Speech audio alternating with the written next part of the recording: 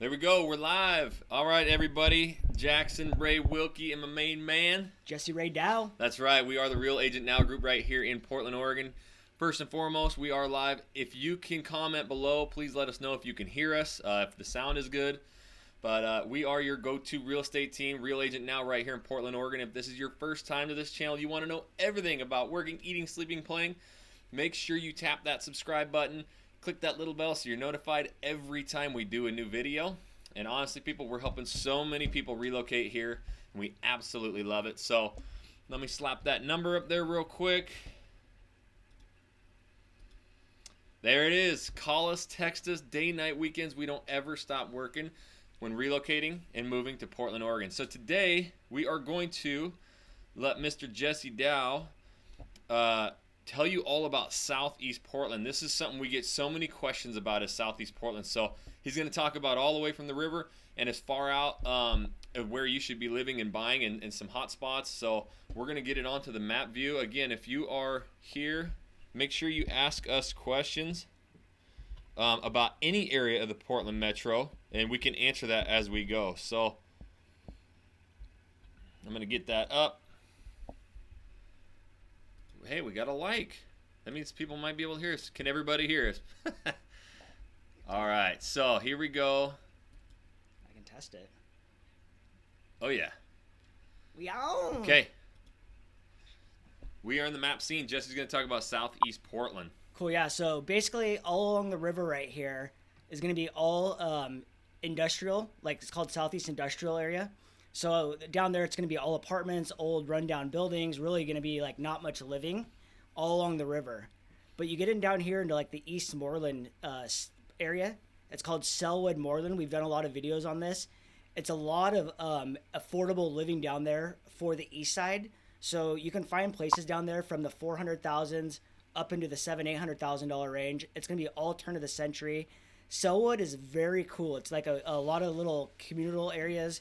They got grocery stores, lots of restaurants, parks, places to go out and eat. Very family friendly, very walkable. And I think it's just a really quaint, cool neighborhood if you're looking for a place on the east side that's pretty affordable. Show them the main street, Milwaukee, because that's kind of where all the action happens. Oh, yeah. So down in Selwood, there's actually two main streets. There's Milwaukee Avenue right here. That's super popular. There's a lot of great restaurants and shops and whatnot there. But then also on 13th Avenue, closer to Tacoma over here, there's a lot of cool restaurants. And actually, we were just talking about this last night, but Acina Ristorante right here is one of the top Italian food restaurants in the Portland area. It's actually where Lady Gaga goes every time she's in town. She's always tweeting it out. So yeah, I love that restaurant. It's super good. Lots of great Italian fare.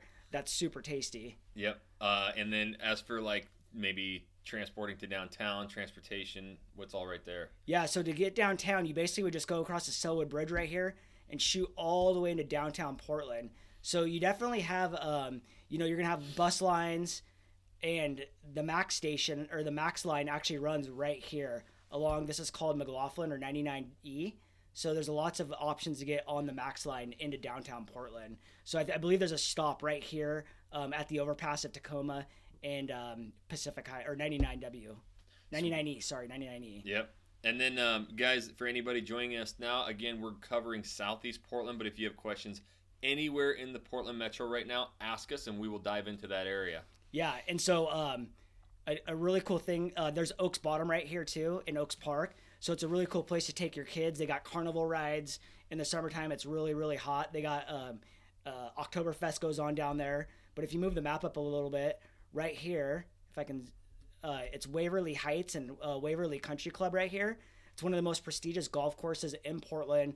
It's exclusive. It's really hard to get in, but it's one of the most well-known golf clubs for Portland. But over here is the East Moreland Golf Club. It's a lot more, it's public. You can go golf there anytime you want. Definitely make a reservation. But right here's the Rhododendron Garden. My sister actually got married here. And it's a really cool place to take the family out for some good walking and just looking around. But when you go across the road here into Westmoreland, this is going to be a really, really cool turn-of-the-century neighborhood. You got Reed College here. You got Reed College Way right here. They do really cool summer parades, 4th of July parade that runs all the way down the street, both north and south for the kids. And, there's probably like, there's a few thousand people there. And Dunaway Elementary School is one of the highest rated elementary schools on the east side. It's super cool. And then Berkeley Park, there was a really famous tennis player that actually passed away that went to University of Oregon. So the family donated a bunch of new tennis courts here. So it's a really cool place to go play tennis if you like that. But the homes in here are really nice. They're going to range anywhere from the $700,000 all the way up to the $3 million range. There's a house on the market right here on Woodstock right now that's priced, I believe, at $3.4 million. And you and I actually we toured it. Yeah. Yeah, and we've done a video, so you can watch top 5 videos of Southeast or top 5 neighborhoods. But if you want kind of that real cool walkability, the vintage, funky, shops, independent restaurants in Portland, Oregon, and especially Southeast Portland, but you want a little bit nicer living and bigger homes like Eastmoreland, it covers all those boxes right there. Mm-hmm. Super safe area as well, too. Yeah, exactly. So, yeah, if you move up into the north a little bit, so I always tell I don't tell people anything. I suggest that when moving into Southeast, if you like really nice and safe, try to stay underneath the 52 block here all the way through the north side because it's up here, it's really starting to gentrify. So if you're wanting up and comings, you can go to the east side of 52nd Ave. If you're looking for something that's a little bit more already in concrete, gentrified and really nice and livable, definitely stay on the west side of 52nd Ave. But right here, it's called Woodstock. This is a really cool little funky neighborhood. Right on Woodstock Avenue, they got a lot of restaurants, bars. It's its own little community, but housing in here is super affordable. I'd say, you can get something in the $450 range up into the $600. It's very walkable. You got Woodstock Park is huge, but you got New Seasons. It's a grocery store. Double Mountain's a brewery. It's their tap room right there. But just lots of cool things to do over in the Woodstock neighborhood. Mm-hmm. Moving a little bit further north. How do they get north and south right there? Old 39th? Yeah, so 39th, also known as Cesar Chavez Boulevard, and 52nd Avenue are the two main arterials that run north and south through these neighborhoods. But, as you can see, it's pretty gridded. And, there's all sorts of different routes through there. And then the bus lines, there's multiple different bus lines as well. So moving further to the north, you got the Crescent and Kenworth neighborhoods. These are just kind of like in-between neighborhoods, nothing super fun and fantastic going on there. So I'm going to skip right up here into the Richmond, Buckman area, or Richmond neighborhood. This was one of our foodie neighborhoods. Yep. It's super cool. Division Street is right here. Back in the day when I was growing up, this wasn't the greatest area, but it's completely gentrified. Super nice. Tons of some of the top restaurants in Portland are right in this area. You got Pock, Salt and Straw. You got Ava Jeans, Zyko. The list goes on. I mean, there's just Whiskey Soda Lounge. If you're a foodie, you definitely have to hit Division Street right here. And it doesn't just go for a few blocks. I mean, it starts all the way down here by Ladd's Addition and runs all the way up into the 60 block. So, mm-hmm. I mean, there's a lot of different options down there. I mean, heck, right here you got Pine State Biscuits. Jackson and I had a what was it called? A Dutch Crunch. Yeah. Oh, my God. Sandwich right here. But so super cool neighborhood, Richmond. It's going to be, starting off in the 500,000 range, and it's just going to work its way up from there. Yep, lots of living right in there. But one of our favorite neighborhoods, I think is like one of the coolest design neighborhoods, is this Ladd's Addition. You can see it's got a very, very unique design. And Jackson knows a little bit more about the design than I do. It's just got angular roads. It's one of the first established neighborhoods in the western United States back in the day. So all the roads run just at a really funky design. Do you know why? I don't remember why. I know we read that at one point, and I do want to emphasize, if anybody has questions at all, if you're just joining, ask us questions. But this right here, if you can see it, don't worry about it. It's good. Desk is moving. Yeah, Ladd's Addition right here. If you could see, it's this funky little, it's got these cross streets, and there's a little park right in the middle, and rose gardens on all four of these little parks right here. And the houses in here are going to be more expensive, but way bigger yards, way bigger homes. And then you were literally surrounded by the best foodie and walkable neighborhoods that there are in Portland. So you have Hawthorne just to the north of you, and then this whole Division Street. But you'll get like the, higher end living. You see a lot of families in here. When we were in there, it was just full of like kids and families. So awesome area. There's a comment there from Cascade. She's one of our clients. Yeah, that's Florida. right. How's it going, Cascade? Thank you for the comment. Looking forward to seeing you here soon. So moving further north, up here is Hawthorne Avenue, Hawthorne Boulevard. So you kind of see like all these neighborhoods that we always talk about on the east side. They're very congested and close together, but that's what makes the lower southeast area really, really fun to live in, because you don't need to travel 20 minutes to go to the next neighborhood. You literally can go from like one to the other really quick. And that's like one of my favorite things. But right here, it's McMiniman's Baghdad Theater is one of the most famous chains in Oregon. McMiniman's Brewing. They have a lot of different, pubs, theaters. They buy old, whether it's a jail or a church, and they convert it into like a killer restaurant. So right here they do movies. Right across the street is called Three Doors Down. It's one of the top Italian food restaurants in Portland. It's best known for its penne alla vodka. I would definitely and highly recommend checking both places out if you're in Portland. There's also, it's called Thai Farmhouse is right here. And in San Francisco, they have a Michelin star, and they have the exact same menu here in Portland. So it's probably one of the best corners in Portland to eat food, I think, if you're looking for super high quality stuff. Hawthorne's probably our most like famous street in Southeast Portland. Yep, exactly. And then you're right here is Mount Tabor. Mm-hmm. So in the summertime, they do the Red Bull adult soapbox derby races. A lot of clients of ours love to go hiking up there, and the living around there is very similar to Hawthorne and all these other areas. It's going to be very turn of the century. Mid-century moderns are actually surrounded a lot in Mount Tabor, starting in the $500,000 range and working their way up. The cool thing about Mount Tabor is they do have lots with land on them. So if you're looking for a house with maybe like a quarter acre or larger with views, you can definitely find something up there, but you are going to be paying a premium. So moving up here into the Buckman neighborhood right here, this is going to be Stark, Belmont. It's another Portland foodie neighborhood.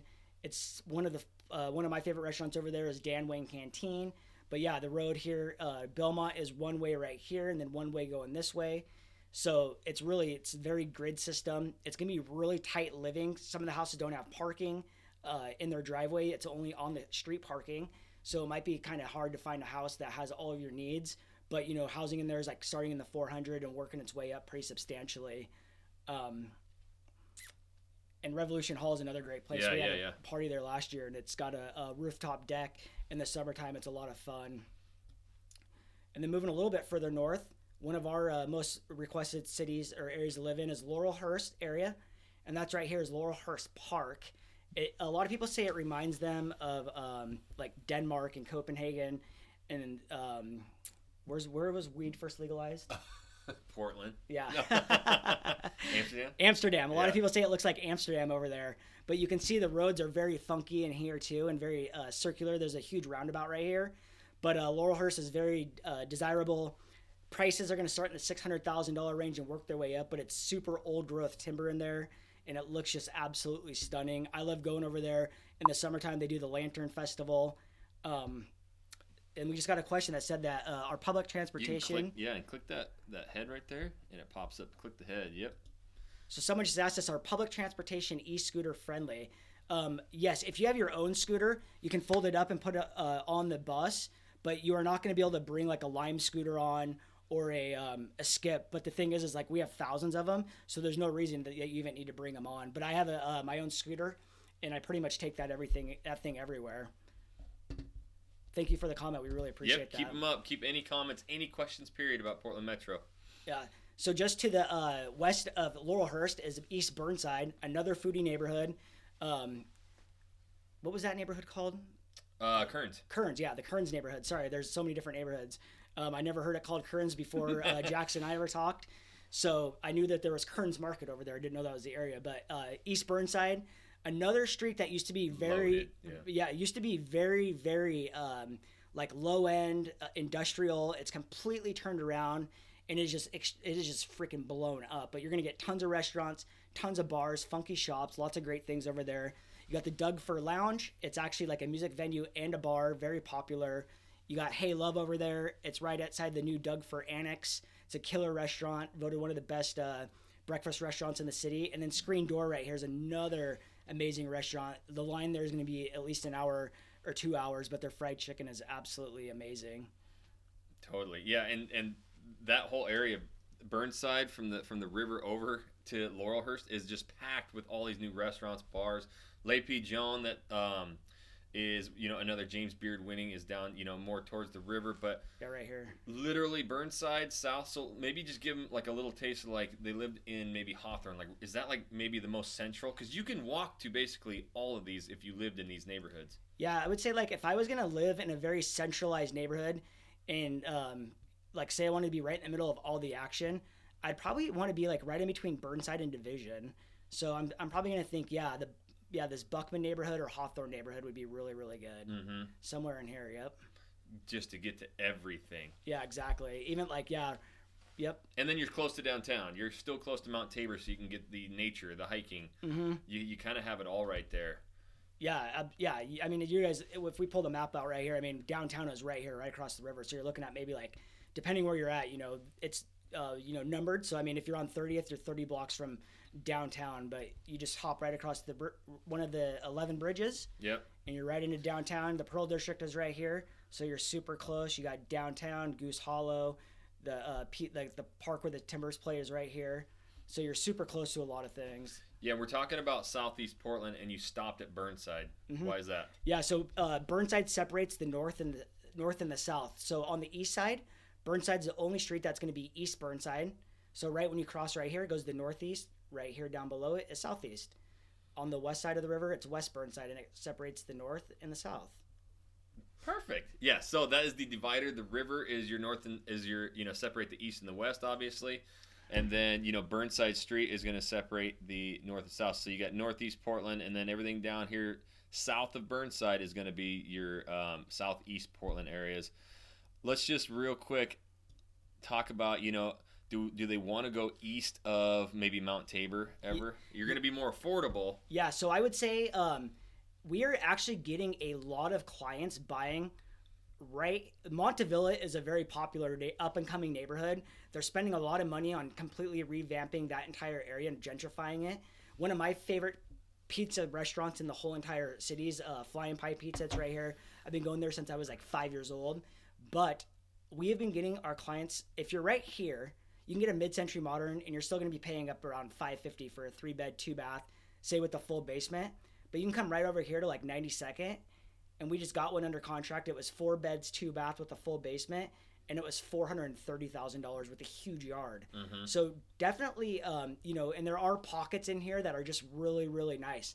The closer you are to 82nd, there's going to be like a lot of used car dealerships here. But if you come back into these little pocket neighborhoods, it's just very, very green and forested. I think you get some really amazing deals in here. And I think this area is like really pushing out. But once you cross the 205 bridge, it gets pretty sketchy. Mm-hmm. So once anything you're out here, definitely you're going to be wanting to call us before you get into any of these areas. Because, I mean, the price is going to look great, but you might be moving in next to a crack house. Gotcha. Okay, we got another question. Please, and if you are just joining this live, ask us any question about anywhere in the Portland Metro. But we just got seen many of your videos. Great job, guys. What would an all-around best neighborhood for family living with great public schools, easy public transportation, access, parks, and very safe? Yeah, so we did do a video on the top 5 best neighborhoods that have the best schools, and it would be like every school was like over an 8. So if you're wanting to be on the east side and be family friendly, with great schools and great parks and all that good stuff that you're mentioning, you're definitely going to want to be like in this Laurelhurst area. This is where we found that the schools were great, and it was very safe, and no crime rate. Everything was good, looking like you were going to have a fantastic life. Also, in this Grant Park area was really good. But so those are basically like the 2 main spots for the east side. When you go over, and I guess you can go out to Sunny or Happy Valley, mm-hmm. and there is some stuff out there which is like way out here. Yeah, it's quite a ways. I mean, you're looking at like 45 minutes to downtown Portland. Right here is where Happy Valley is. Yep, just north of it right there. Yep, right here is Happy Valley. But if you're looking to get out onto the west side, there's a lot more family-friendly neighborhoods that are super safe, kid-friendly, and amazing schools. That's going to be like right here in this Portland Heights area. The Bethany area up here is going to have some amazing schools and very safe parks, very kid-friendly, big backyards. Yeah, you see all those green spaces there. Those are all parks, golf courses. Yep.